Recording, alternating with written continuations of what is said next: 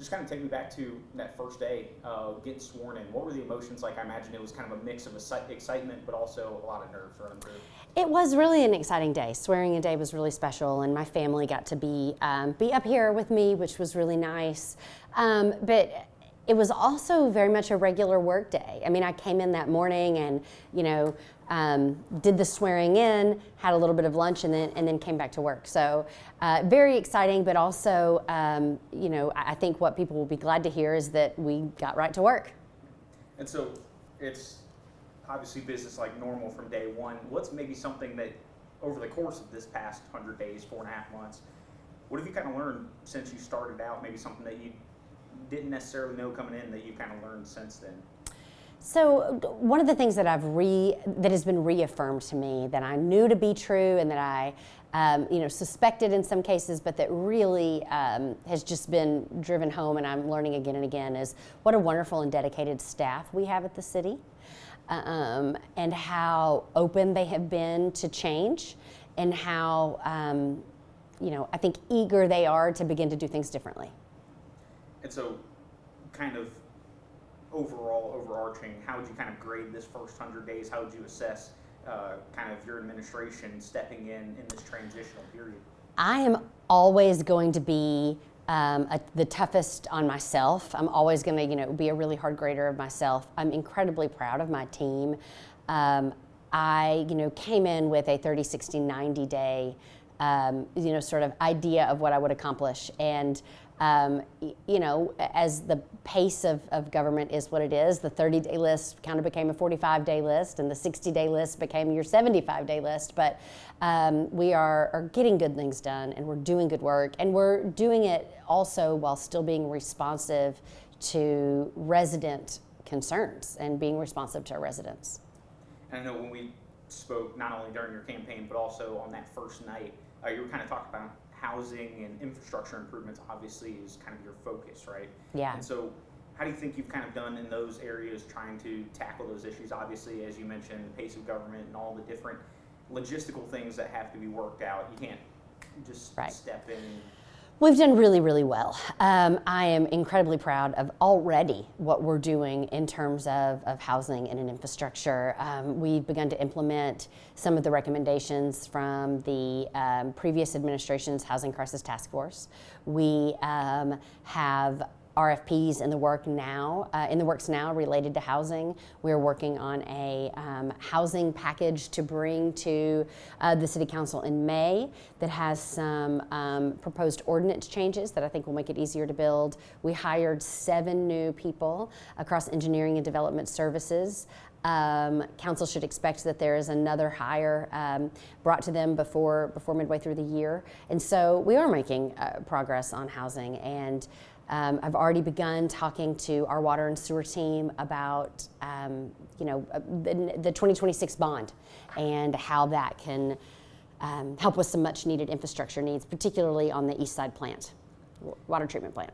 And just for people maybe watching, when they watch this back, what's kind of an RFP stand for? Request for proposals. Okay. Yeah. And so, because I know you were talking about during your State of the City, just how y'all are kind of also shrinking down the amount of time that it takes to kind of get that approval to build as well. Yeah, the goal is that we had said that by the end of the year, people would notice about a 1/3 reduction in the time it took to get permits. Approved.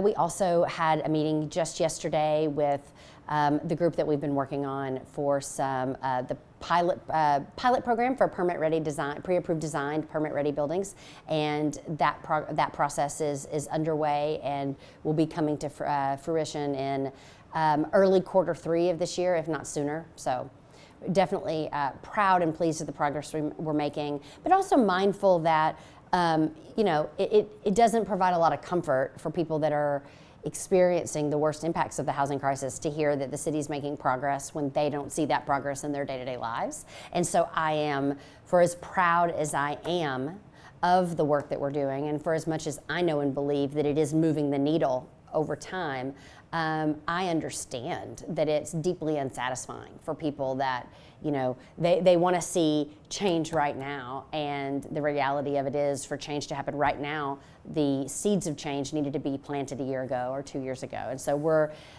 playing catch up, and we're moving as quickly as we can. And also, you were kind of talking about the proposed ordinance changes there. Have those been drafted? What could those potentially look like? What we're working on and what we're hoping to bring forward is just more permissiveness in the code for things like, or in certain zonings for modular homes, prefabricated homes, homes that can truly be affordable. And that's a piece of the puzzle that's missing right now. Because I know I see a lot on the west side of the city also starting to sprout up. Are there any potential ideas of expanding the city limits maybe to acquire more land, maybe to use for housing? Have those conversations been had? That's not conversations we're having right now. What we're really focused on right now is appropriate infill, so land that is existing that we already have within the city boundaries. So that's really been where we've been focused. And so, as it relates kind of to the infrastructure side of things, obviously the biggest project right now that we see as we're driving to and from work, especially improvements on College Avenue and the urban corridor. Can you just kind of give an update on the status of that? Obviously the construction's began, and what's kind of the current stage that it's in, and where can we see it going forward? Yeah, so anybody that has driven down College has certainly felt the pain points. We are really working to do so in a way that mitigates and just makes it easier on people. I know it's tough. I know it's difficult. It adds time to your day. As a parent, that's not something that's lost on me. Trying to take my kids to school and then also be at work on time, or pick my daughter up from school and also be at lessons or after school care. So I know that has a very real and meaningful impact on people's lives. We are moving as fast as we can, and I think it would, you asking me this makes me think that we probably need to put together maybe a more comprehensive timeline on our website to share with people to help them kind of understand where we are in the process. So I will work on communicating that in a better way. Because I know obviously the conversations have been about almost like shops on the bottom and then housing up top to try and kill two birds with one stone. And then also I know the school system, they're planning to maybe move that new middle school over there. Yeah, junior high. Yep, junior high. Yep. And so it sounds like there's a lot of different ideas and different things in the works over there. So one of the things that I talked about during the campaign that I think is good for people to remember is the work that was done with the College Avenue rezoning is not the end result. It's a necessary but not sufficient ingredient for being able to change the development pattern along College. So we changed the zoning. So that's what's considered like enabling legislation. So now people are able to build different types of things. You're able to build housing there. You're able to have the type of mixed use, in retail that you were speaking of, and that people have been asking about. It doesn't make that happen. So we still have to look to the private sector to make those developments and to make those investments into our community. And that's where, we work with our economic development team, hopefully continue to work more closely with our chamber, something that it's been several years since we've done. And then that's when we really see the success. So it's important for people to realize that that this work they're the ingredients, and so it puts the things in place that are required, but it isn't the end result. I think us in the TV business, we always look for like a smooth transition from one topic to the other when we can, and so we were talking about working with the chamber and economic teams and stuff like that. As it relates to kind of the future of downtown and the economic vitality of the city, how would you grade and assess where we're at right now? I know obviously you mentioned the potential for the sales tax revenue increase in your state of the city, but also how do you continue to attract businesses to not only new businesses, but also businesses to stay here in Fayetteville?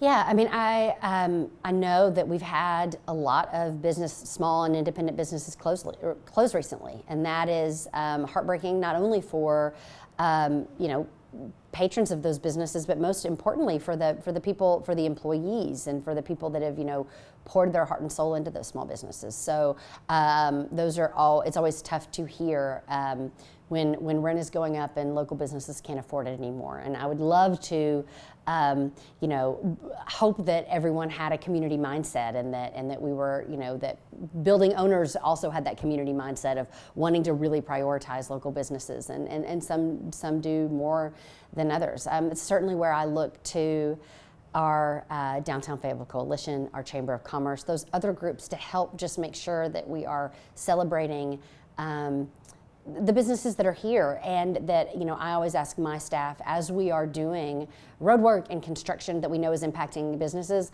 let's make a concerted effort to patronize those businesses. So if we know that somebody is struggling due to construction that we are causing for the betterment of our whole city, let's make sure we're also reminding people to spend their dollars there and to help those places that are so important to the fabric of our community stay afloat. Because I know obviously we have the Upper Ramble, and I see the cranes outside of our building along Dixon Street and stuff like that. What are some of the projects that are in the works here downtown, in the downtown portion of the city?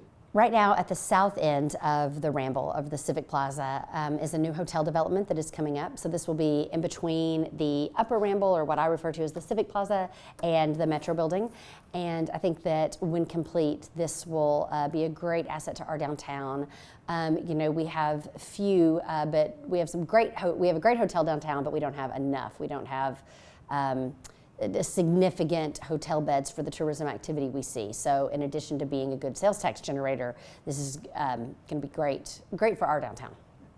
I'm sure a lot of Razorback fans are going to be excited to hear that. It's a lot closer to Yep. campus and makes for a shorter walk. Kind of on that note, I know obviously everywhere in the city, right, is good for sales tax revenue, and obviously always wanting to have business sales as a focus there, but how important is Dixon Street and downtown kind of for that sales tax revenue? Critical. Downtown and Dixon Street are critical for not only our sales tax revenue, but just for our city and what keeps our identity. And so those two areas are just really, really, really important. And there are national studies that you can go and pull that talk about the impact, the outsized impact that downtown dollars have in a good way on the economy. So very important.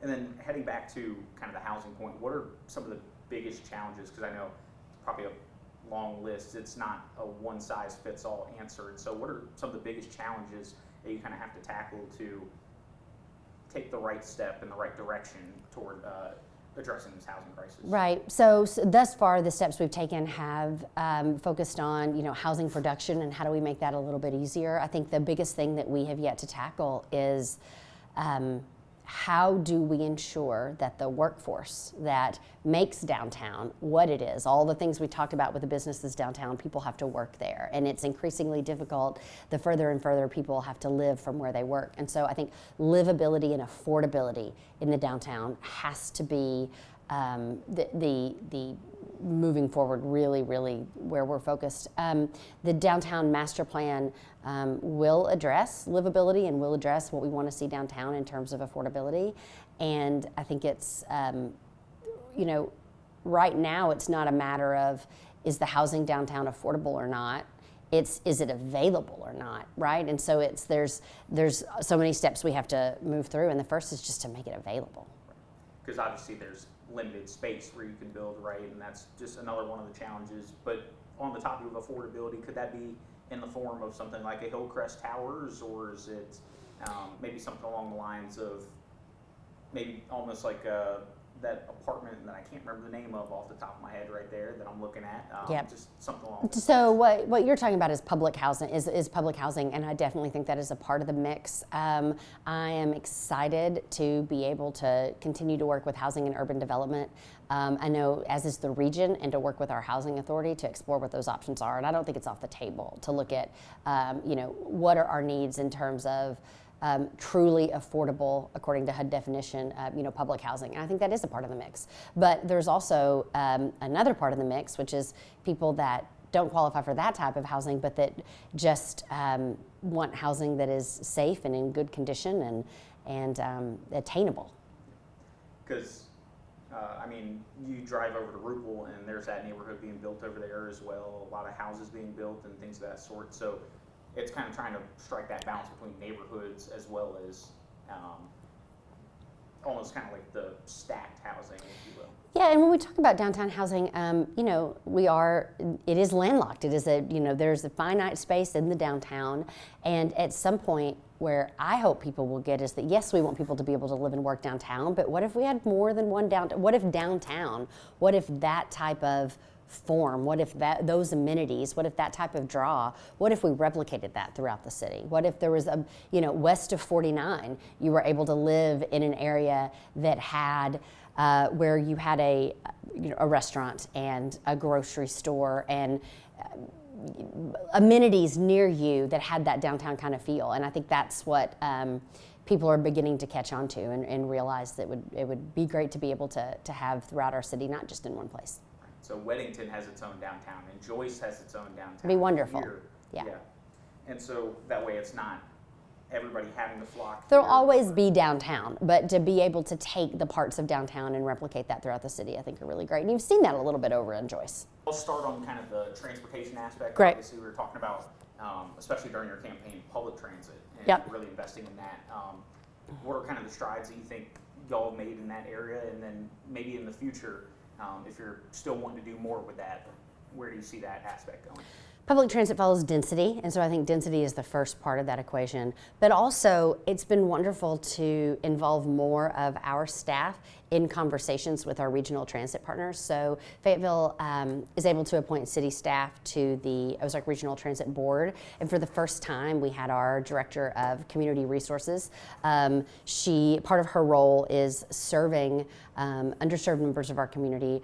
There is a high percentage of those that rely, if not completely, then at least a significant portion of their transportation on public transit. And so I think having her on that board is a good first step and giving us a different perspective into how we think about transit. And then I still stand by covered bus stops. It is bothersome to me that we don't have them. And so that will continue to be a drum that you will hear me beat until we get those. And then on the parking topic, obviously a timely topic at City Council tonight. Can you just kind of explain the potential changes or that ordinance that's on the City Council agenda tonight? Yeah, so this is the City Council-led ordinance with some changes to the parking code. I think you'll hear tonight the council's viewpoint on it. I don't want to speak for council, and I think you'll hear staff's viewpoint on it, which is oftentimes with ordinances like this, there are some good things, some things that staff is supportive of. There are some things that have good intent, but that we as staff and administration don't feel like can be executed in a way that is positive. And then there are things about it that staff will recommend against. And so I think tonight will be a great opportunity for us to discuss that, kind of air that, and see if we can get to a place where ultimately it is up to the council, but hopefully we can get to a place where the staff is also supportive of the changes coming as well. And Kit doesn't have to get too involved. That's always better. But also on the kind of parking topic, we obviously get to see the West Avenue parking deck. The high school is going to be getting a parking deck here in the coming years. Is that kind of just the future of where we have to go with the limited space, but also the growth that we're seeing? Well, when you say is that kind of, tell me what you mean. Just in the sense of to try and help account for the amount of parking.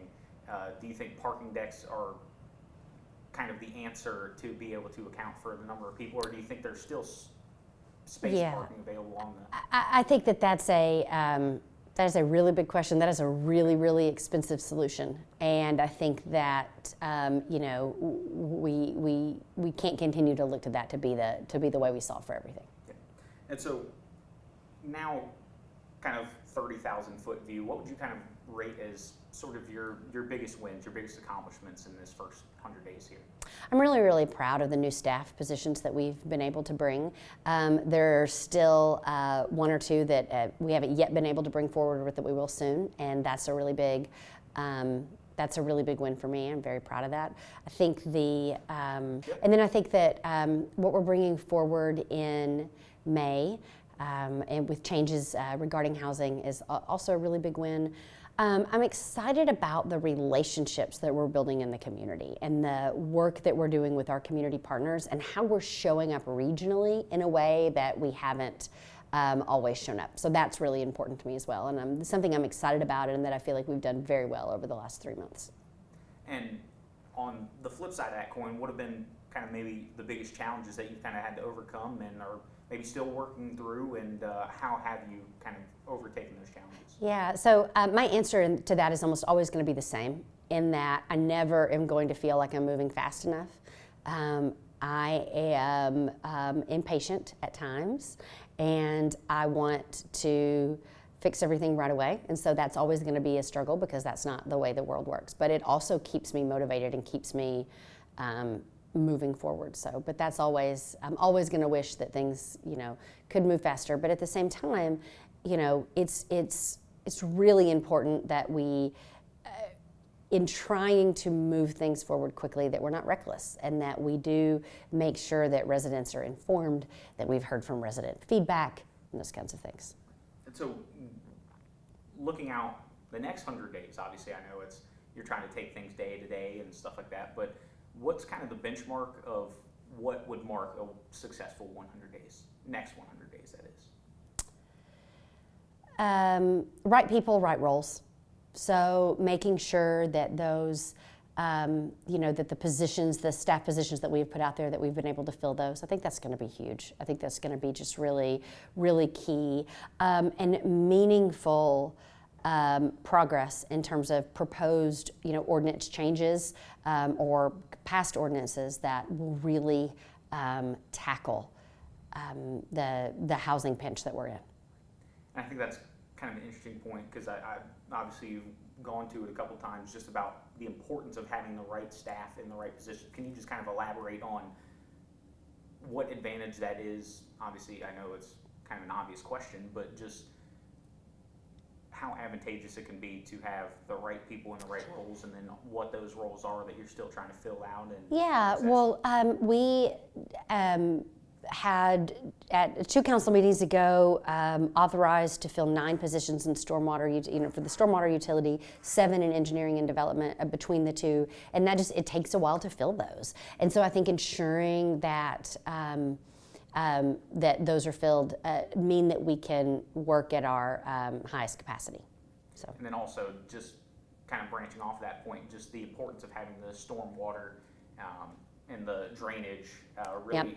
That infrastructure improved. Can you just kind of talk about that a little bit? Yes, I mean, it is something that the region is talking about, and it is something that we, water runs down, and so stormwater, we just have to ensure that we are managing it in a way to where when we add new development, it doesn't, just wreak havoc with downhill neighbors. And so being able to work with our engineers and now what will be essentially a stormwater division to mitigate those consequences is just a really necessary step that the city took. And when can we maybe expect, because I know obviously it takes some time having to vet the right people to get the right person, is there any sort of way to pinpoint a timeline? I would expect that we will have, it's certainly not a multi-year thing. We'll have all positions filled this year, but I would say summer, at some point this summer. Okay. And just kind of wrapping up here, what's kind of your message to the city of Fayetteville and the people that live here, just kind of about the first 100 days and then also what the future may hold?